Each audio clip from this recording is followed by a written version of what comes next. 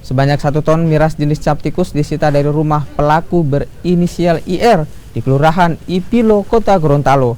Penyitaan dilakukan atas informasi anggota Babin Kamtipmas yang curiga sebuah mobil menurunkan sejumlah barang di sebuah rumah.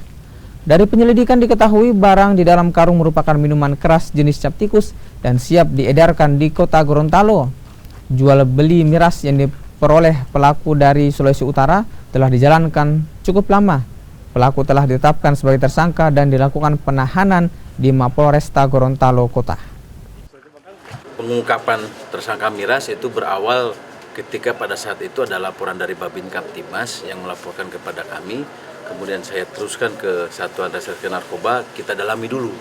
Karena beberapa hari ada kecurigaan, ada kendaraan waktu itu yang menurunkan barang yang dicurigai. Kita lakukan penggeledahan dan didapatkan barang bukti sebanyak 1,1 ton atau 1.000 lebih liter kalau kita konversikan kepada liter untuk mirasnya tersebut.